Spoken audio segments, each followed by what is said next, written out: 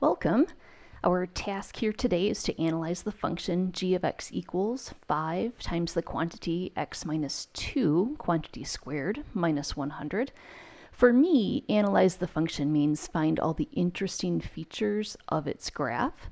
And so we'll find the vertex, the axis of symmetry, the direction for the parabola, the y-intercept, any x-intercepts, and then we'll make a quick sketch in the end. I'm hoping that you recognize this as a parabola in vertex form, and so we can pull the vertex right from the equation right away. The vertex for g of x's graph will be 2, negative 100. And that also tells us that the axis of symmetry is x equals 2.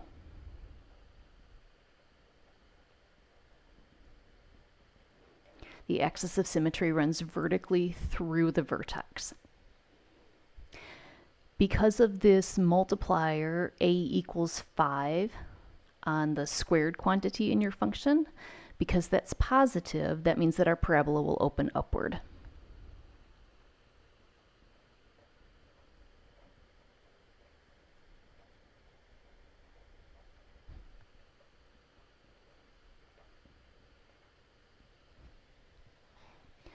To find the y-intercept, let's let x equal 0.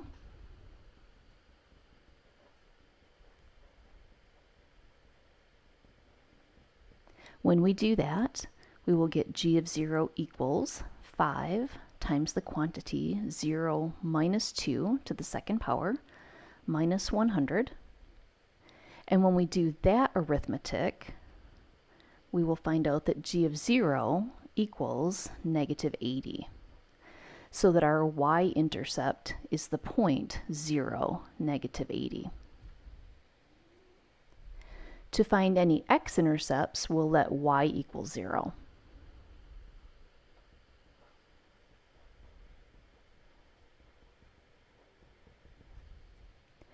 When we do that, we get 0 equals 5 times the quantity x minus 2 to the second power minus 100.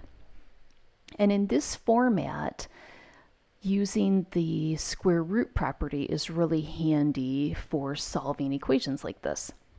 We will add 100 to both sides of the equation first.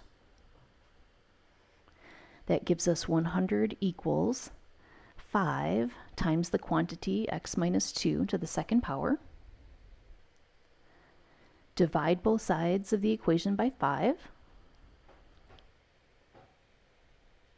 That gives us 20 equals x minus 2 to the second power.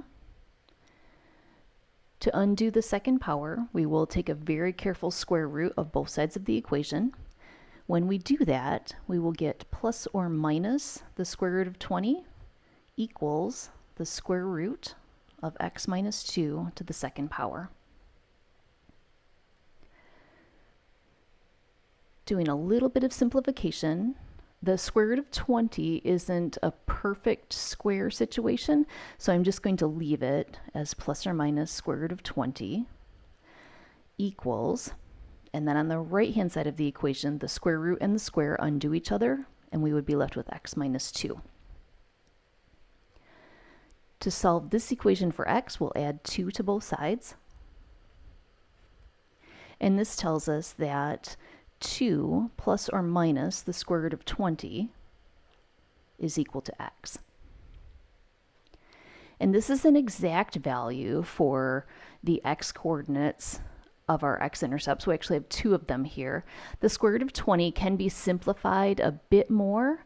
I don't necessarily need you to do that for me, but I would like to be able to plot these as x-intercepts, and so I would like a decimal approximation for each of them. If you go and do that with your calculator, you would need to do 2 plus the square root of 20 for one of your x values, and 2 minus the square root of 20 for the other x value.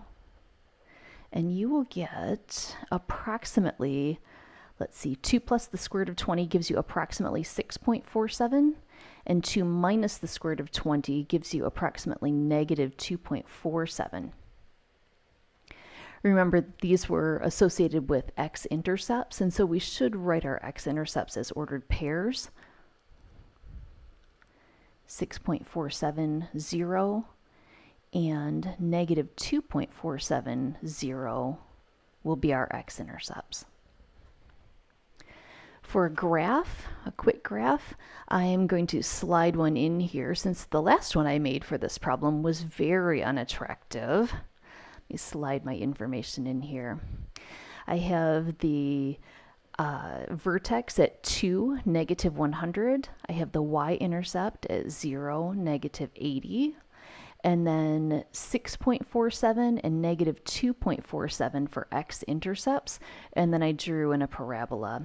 And I am hoping that when you do yours, you'll have a bit more apparent symmetry than I do, but we're verifying that, yes, we can plot all of our stuff and make it look like it's supposed to, but in particular, our parabola does open upward according to these points, and we do have 2 x-intercepts, so things are corresponding and making good sense.